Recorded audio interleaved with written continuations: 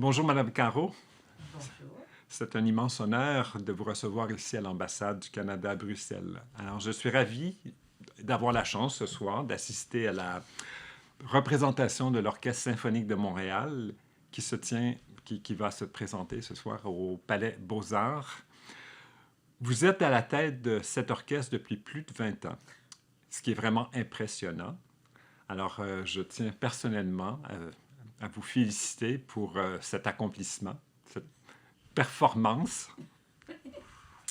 Alors, j'aimerais commencer par votre début de parcours, qui est un peu intriguant puisque vous avez fait un baccalauréat en analyse politique à l'Université Laval. Puis après ça, vous êtes allé travailler au ministère des Affaires étrangères, auquel j'appartiens toujours.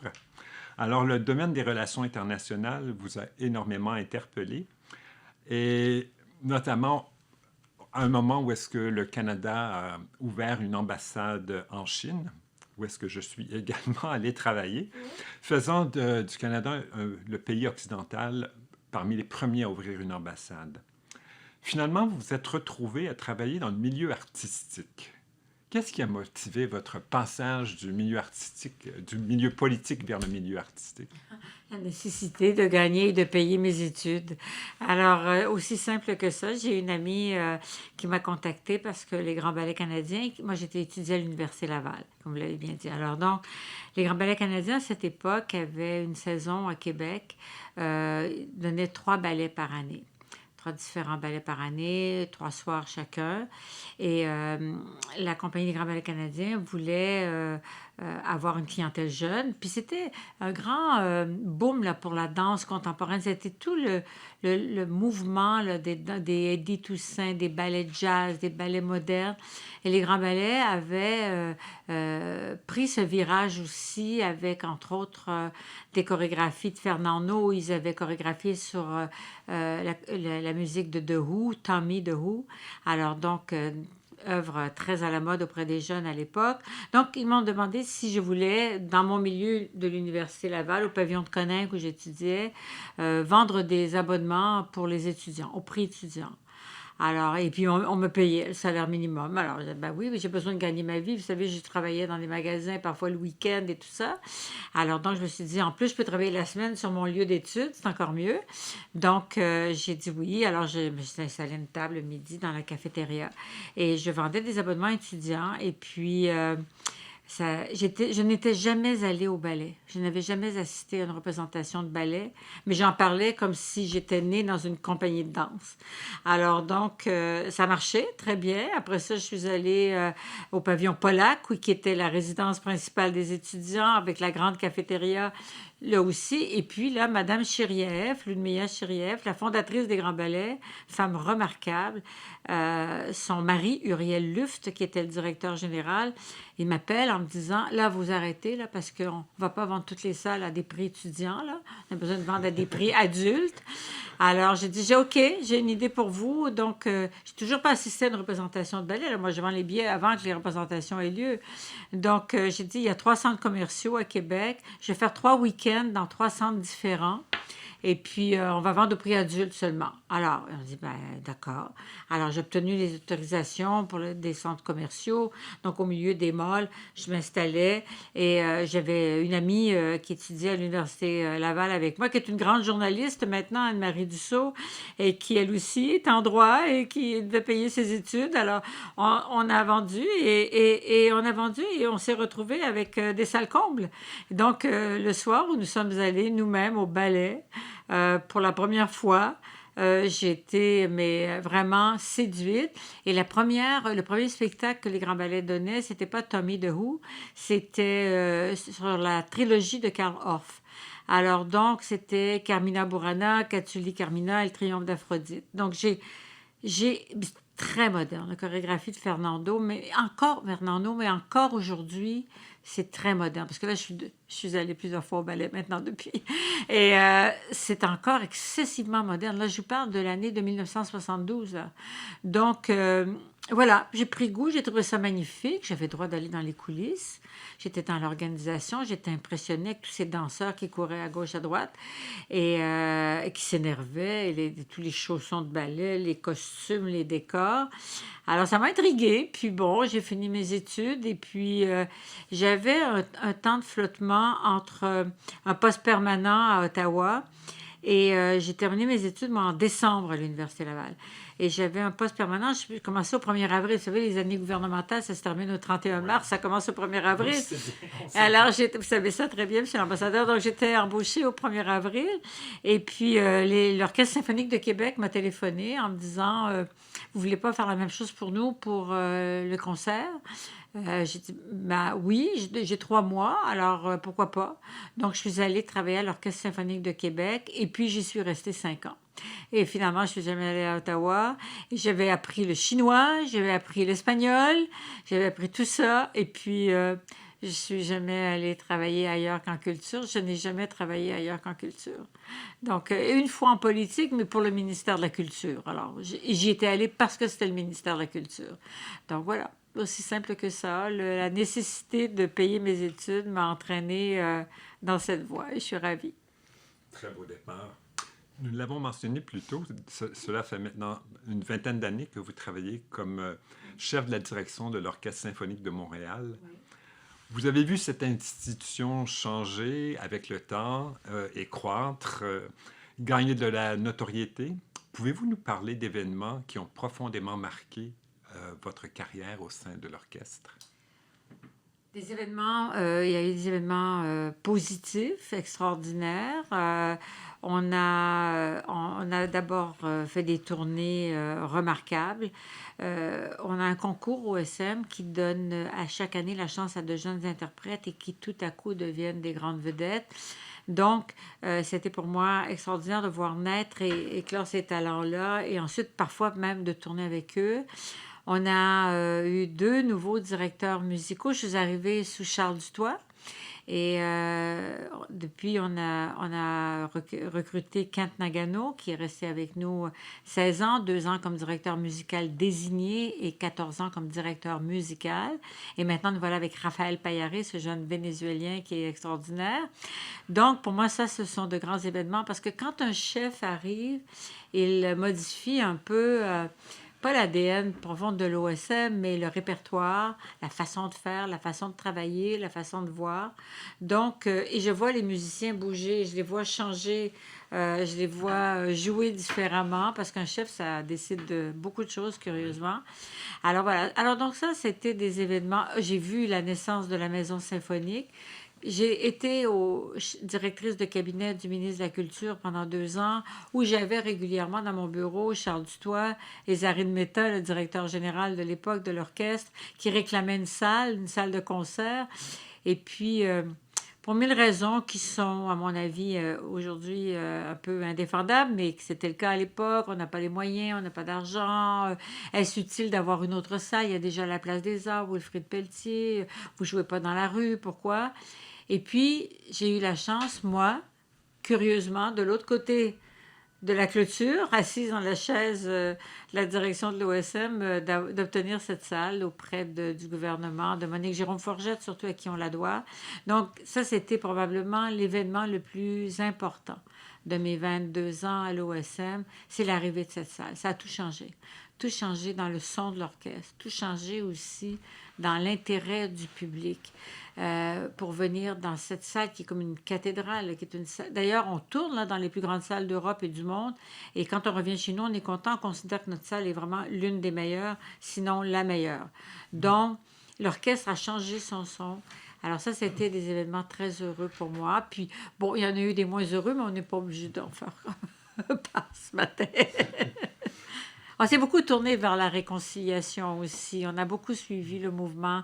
Alors, Maestro Nagano était très porté vers les Premières Nations pour aller à leur rencontre. Dès le début, dès que j'ai commencé à le fréquenter, moi, en 2002, pour le tenté de le convaincre de venir à Montréal. Il y avait une carte devant lui, puis il me disait, qu'est-ce qu'il y a là-haut, tout au nord, Madeleine? Kent, il y a des villages de population autochtone, tout petits villages de 200-300 personnes. Ah oui, mais il faut aller là, il faut aller jouer pour eux. Et lui, il s'intéressait beaucoup à l'histoire. Il est arrivé à Montréal en poste directeur musical désigné en 2004. Il connaissait déjà l'histoire du Canada mieux que la grande majorité des Canadiens. Il connaissait les peuples. Il a dit, il faut aller là. Alors, on a fait une première tournée canadienne pour saluer son arrivée. Ils ont fait en même temps le 50e anniversaire du Conseil des arts du Canada. Il a insisté pour que nous allions à Yellowknife. Il a dit, écoutez, on ne peut pas une tournée canadienne sans aller un peu au nord. Donc, on est allé à Yellowknife, on est revenu. Puis après, il a commencé à me harceler pour qu'on aille au Nunavik. Alors, nous sommes allés 2 fois, en 2009, je crois, et en 2017, 15 la deuxième fois, je ne me souviens plus, ou peut-être plus tard que ça. On a même fait faire des créations par des auteurs inuits, dont Chakapèche, par un grand auteur canadien, inou. Comment s'appelle-t-il? Je me souviens plus. Mon Dieu, j'oublie. Excusez-moi. Et donc, oui, et on est allé avec des artistes autochtones aussi. Donc, et au Québec, il y a plusieurs jeunes qui descendent du Nord étudier à l'Université Concordia.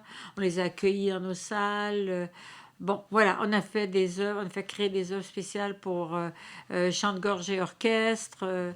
Donc voilà, un opéra complètement aussi en 3 langues, Innu, Inuktitut, Inuit. Donc voilà, donc on s'est beaucoup intéressé à la réconciliation, on s'y intéresse toujours. Formidable, formidable. Attends, je vais vous interrompre. Comment s'appelle l'auteur? Thompson Highway. Ah, alors, l'auteur s'appelle Thompson Highway. C'est un des plus importants auteurs mondiaux. Hein, et, qui écrit, ses œuvres sont traduites dans je ne sais pas combien, 25-30 langues. Alors, c'est lui qui a écrit cet opéra de chambre, Chakapèche.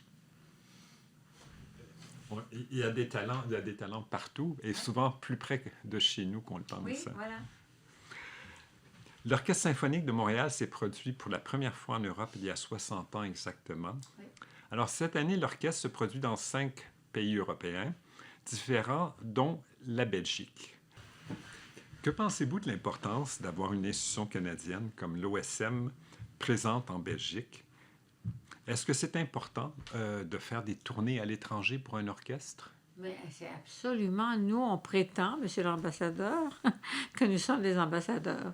On prétend que nous sommes des ambassadeurs de Montréal, du Québec, du Canada, qu'on fait découvrir une facette de notre pays à des gens qui peut-être normalement ne voyagent pas forcément au Canada ou ne connaissent pas vraiment. On essaie aussi souvent de venir avec une œuvre canadienne, on essaie de venir ou avec un soliste canadien, ou on essaie de venir avec...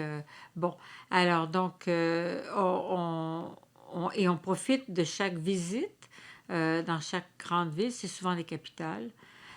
C'est là qu'il y a les grandes salles de concert. On profite de notre visite aussi pour réunir autour de l'orchestre. On fait des soirées diplomatiques. Je vous dis ça modestement, mais vous en ferez partie ce soir. Vous avez vous-même de nombreux invités.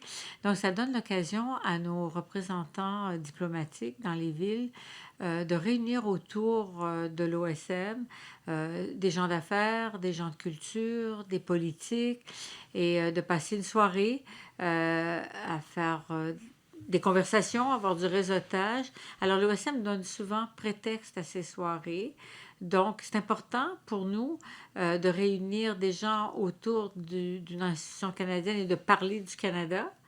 Et c'est important aussi pour nos musiciens. Vous savez, on a un excellent orchestre. Et ce qui fait qu'on recrute des musiciens de haut niveau, c'est qu'on leur permet de jouer ailleurs dans le monde sur les grandes scènes. Parce que c'est formidable d'être à Montréal, la vie est magnifique, il y a beaucoup de musique, beaucoup d'art, un système social important.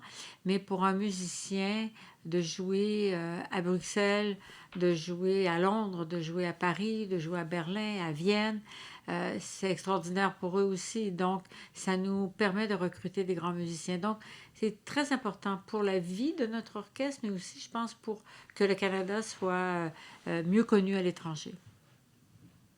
Merci. Et de quelle façon est-ce que vous diriez que l'influence canadienne se fait sentir au sein de l'orchestre? Est-ce qu'il y a des éléments de la culture canadienne qui guident le travail de l'orchestre ou des œuvres qui sont jouées? Absolument. D'abord, on fait des auditions nationales canadiennes. On recrute d'abord national. Vous savez, les auditions des orchestres en Amérique du Nord, chez nous aussi, ça se fait à l'aveugle. On ne sait pas qui est derrière le rideau. Une femme, un homme, jeune, vieux, on ne sait pas. On écoute, il y a un comité, puis on engage au son. Mais on recrute d'abord au Canada. Et là, si on ne trouve pas au Canada, on fait des auditions internationales. Donc déjà, notre orchestre est constitué majoritairement de musiciens canadiens.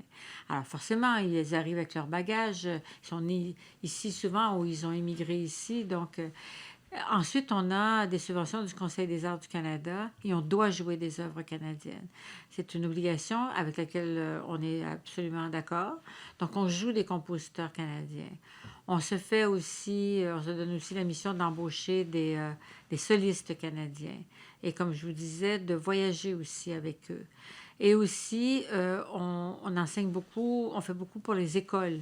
On fait énormément de concerts pour les matinées, pour les matinées jeunesse, pour les familles. Nos chefs d'orchestre doivent diriger les orchestres des conservatoires, des écoles de musique. Donc, on est en contact constamment avec ce qui est le tissu culturel canadien. On a des œuvres qui font appel souvent à des acteurs, qui font appel à des danseurs. Et évidemment, on choisit d'abord des artistes canadiens. Et puis, au Québec, il y a la loi 101, donc on travaille en français. Donc, nos directeurs musicaux, peu importe leur origine, travaillent en français, dirigent. Évidemment, si on a un grand soliste qui est allemand et qui ne parle que l'allemand et l'anglais, on va faire la répétition pour qu'ils comprennent ce qu'on fait. Mais normalement, pas normalement, la langue de travail. Donc, on a beaucoup d'influence. Notre culture influence beaucoup notre travail de tous les jours, oui. Et vous nous avez parlé un peu plus tôt que, en fait, votre carrière a débordé le milieu de la musique classique et vous avez été associé à plusieurs projets et initiatives qui ont fait rayonner le Québec et le Canada à l'étranger. Qu'est-ce qui, à votre avis, constitue la richesse de la scène artistique québécoise et canadienne? Le talent, il y a tellement de talent au Canada, des talents extraordinaires. Ici, on a triomphé beaucoup à Bruxelles avec Starmania et avec Notre-Dame de Paris. On remplissait, comment s'appelle cette grande salle qui est ronde, là? Le Palais des Sports ou quelque chose comme ça. Mais oui, le Forest national, voilà. Donc, on a joué là des soirs et des soirs et des soirs complets. Et le public belge adore. Mais on aime beaucoup les talents belges aussi. Chez nous, des jeunes chanteuses, bah, écoutez, comme Angèle et Morane et tous ces chanteurs, on les aime beaucoup au Québec aussi parce qu'ils ont des voix. Donc, on aime la voix. Voilà. Alors, puis la musique, ben, évidemment, le talent classique, on en parlait beaucoup, de jeunes talents, violonistes, pianistes, chanteurs canadiens, québécois, c'est exceptionnel. C'est une terre de talent. Madeleine Carreau, vous vous considérez comme quelqu'un qui travaille dans l'ombre, avec un métier d'administratrice en culture. Comme quoi, derrière chaque artiste se trouvent des personnes comme vous qui supportent leur travail. Pouvez-vous élaborer sur ce que vous entendez par là, d'être administratrice en culture? Ben, vous savez, on est 90 employés à l'OSM pour faire vivre un orchestre et le faire voyager et le faire réussir, même chez nous. Alors, c'est vous dire qu'il n'y a pas un artiste, il y a pas un artiste qui réussit à faire une carrière seule. D'aujourd'hui, en plus, on est dans un marché mondial. Donc, il faut des gens pour rédiger des contrats, protéger les droits, protéger les redevances aux artistes. Il faut également gérer, comme je vous disais, il faut vendre des billets, il faut développer les carrières, il faut faire du marketing, il faut aussi s'assurer que financièrement, ces artistes vivent de leur métier. Donc, il faut travailler pour qu'ils soient capables de non seulement réussir et avoir des salles comptes, mais en retirer un bénéfice pécunier, promouvoir leur carrière. On a besoin de tout. Puis, il faut programmer des saisons. L'OSM, là, c'est post-pandémie. Cette année, on va donner 85 concerts à Montréal, mais en temps normal, on en donne une centaine dans une saison. Il faut les programmer, il faut les organiser. Ça prend des techniciens de scène, ça prend tout pour qu'un artiste arrive sur scène et finalement joue ou chante ou fasse son spectacle. Mais il y a eu toute une machine derrière. Et puis, ben, il faut tenir les finances serrées de ces organisations-là. Ça coûte très cher, une tournée comme celle que nous faisons actuellement. C'est grâce au gouvernement canadien parce qu'on a eu de l'aide du du ministère du patrimoine canadien.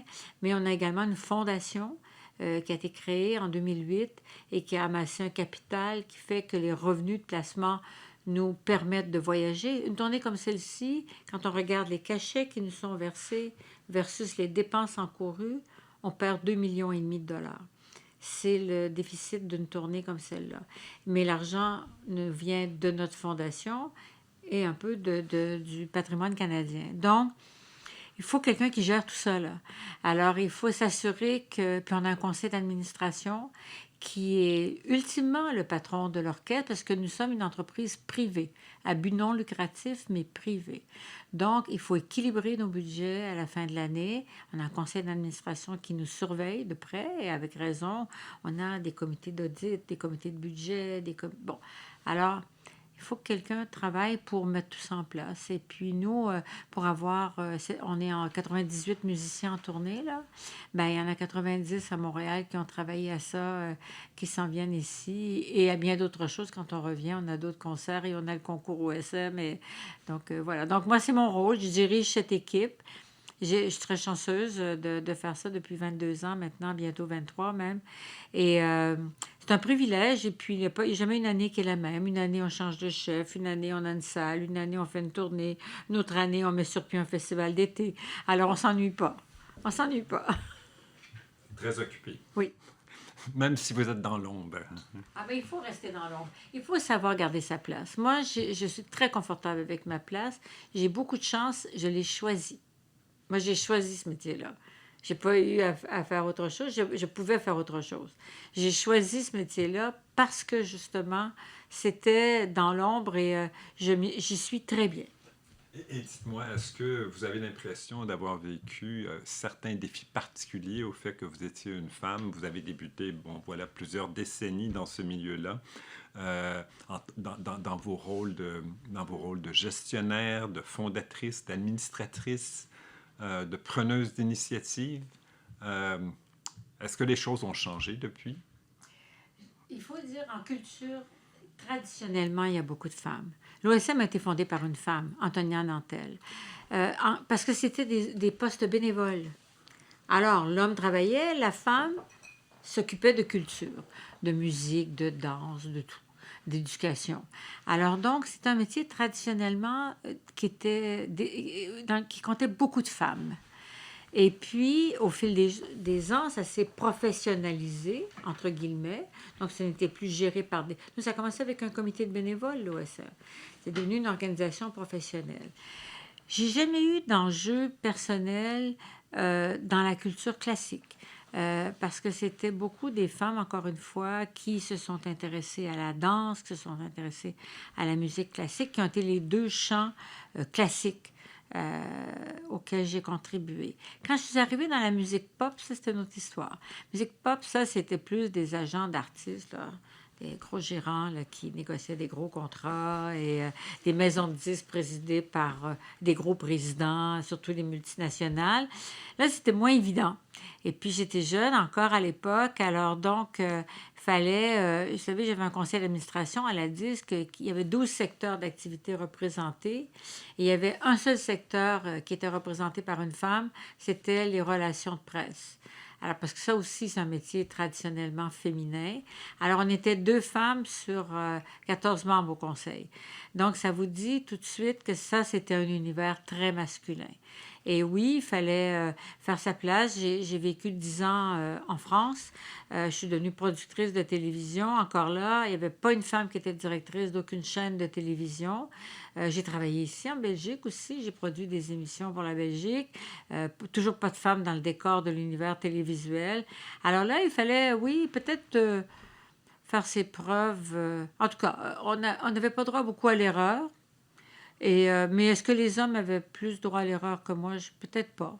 Mais disons que j'ai plus isolée dans le milieu de la variété et de la télévision que dans le milieu de la musique classique. Beaucoup de femmes dirigent des orchestres symphoniques dans le monde. Oui. J'allais justement vous poser la question, est-ce qu'on va voir plus de femmes à la tête d'orchestre symphonique? Il y en a plusieurs. Il y en a plusieurs, vous seriez bien étonnés. Il y en a plusieurs, surtout aux États-Unis et au Canada aussi. Nous sommes membres de l'American Symphony League Orchestra qui réunit tous les grands orchestres américains. Et dans cette ligue, il doit y avoir, c'est une femme qui dirige l'orchestre de New York, c'est une femme qui dirige l'orchestre de Los Angeles, c'est une femme qui est à la tête de plusieurs orchestres à San Diego, partout. Et il y a plusieurs Québécoises et Canadiennes qui sont à la tête d'orchestres américains. En Europe, peut-être moins courant, mais j'ose pas le dire parce que je suis moins connaissante. Je connais moins les directeurs d'orchestre européens. Nous, on fait affaire avec des salles, avec des directeurs de salles. On fait moins affaire avec des orchestres. Donc, peut-être qu'il y a des femmes à la tête d'orchestres européens, mais aux États-Unis, il y en a plusieurs. Et de grands orchestres, oui. Belle transformation. Oui. Donc, je me rends compte au fil de notre conversation que vous avez eu une longue carrière très variée avec d'impressionnantes réalisations. Et ça, je crois que c'est pas tout le monde qui le savent. Donc, vous avez une carrière impressionnante, même si vous êtes une personne de l'ombre. Alors, dites-moi, qu'est-ce qui vous le rend le plus fier ou vous avez le sentiment de fierté d'avoir accompli? Ben, j'aime créer des choses qui durent. J'aime pas l'éphémère. Alors, donc, la disque, ça dure encore. Et au départ, nous étions deux. J'avais une jeune fille qui travaillait avec moi. Et maintenant, ils sont importants. C'est un bureau où il y a beaucoup de monde. Ils s'occupent de droits d'auteur, ils s'occupent d'international et tout ça. J'ai créé une autre organisation qui s'appelle CINAR, qui est une rencontre des arts de la scène qui a lieu à Montréal et aussi en Europe une fois de temps en temps. Et donc, ça aussi, ça perdure et très bien. Notre-Dame de Paris avec Luc Plamondon, c'est un spectacle qui continue à jouer partout dans le monde. Vous savez, vous étiez en Chine, on jouait au Palais du Peuple de Pékin, 7000 personnes, plusieurs soirs par année, hein, en français. On jouait partout, en Russie, partout. Donc, ça me fait plaisir d'avoir contribué à des organisations qui durent dans le temps. Puis l'OSM, ben ça, c'est au contraire. Ça, j'ai pris un bateau qui était déjà très glorieux et qui existait depuis plusieurs années. Le défi, c'était de ne pas le faire plonger, de faire continuer à progresser. C'est un défi. Alors, dites-moi, pour terminer cette entrevue, qu'est-ce que vous souhaiteriez à cet orchestre qui a maintenant une longue durée, une reconnaissance, et à l'orchestre, et aussi, qu'est-ce que vous souhaitez à vous, Madeleine Carreau? À l'orchestre, je souhaite d'atteindre leur centenaire. Nous sommes dans notre 89e saison. Alors, je leur souhaite d'atteindre le centenaire et de continuer à conquérir le monde parce que ça, c'est important. Comme je dis, on revient chez nous et on suscite la fierté des Montréalais. Quand on réussit à l'étranger, ça a des retombées sur eux. Alors, donc, ils soutiennent l'orchestre. Ce que je me souhaite à moi, écoutez, je me souhaite de pouvoir continuer le plus longtemps possible, d'avoir l'énergie, la santé, et aussi en même temps de m'arrêter au moment. Vous savez, il faut partir au bon moment, il faut savoir quitter la table, comme chantait l'autre. Donc, il faut savoir partir au bon moment. Moi, j'accompagne là, notre nouveau directeur musical, Raphaël. C'est le troisième chef d'orchestre auquel j'ai droit à l'OSM depuis que j'y suis en 2000. Mais il ne va pas terminer son mandat à l'OSM avec moi. Mais je veux l'accompagner le plus longtemps possible parce que, sans prétention, j'ai acquis des connaissances et que je peux lui transmettre. Lui, il découvre Montréal, découvre le Québec, découvre le Canada. Il est vénézuélien. Il a fait une carrière au début européenne. Il a dirigé l'orchestre de Belfast pendant 5 ans. Là, il dirige l'orchestre de San Diego. Donc, son parcours n'est pas canadien, n'est pas québécois. Donc, je l'accompagne, je l'introduis, je l'intronise dans plusieurs cercles, que ce soit public, politique, affaires. Et après, il est excessivement intelligent et brillant. Alors, il va très bien faire son chemin. Et moi, je continuerai à voyager pour aller entendre l'orchestre. Alors, on va souhaiter longue vie à l'orchestre avec beaucoup de succès. Merci. Et je vais vous souhaiter beaucoup de succès beaucoup d'années encore. Merci. En tout cas, quelques-unes Quelques-unes. et surtout en Belgique, parce qu'on est très proche des Belges, alors donc j'espère qu'ils vont nous apprécier. Alors, on a très hâte de voir le spectacle de ce soir. Merci beaucoup, merci de votre accueil. Merci.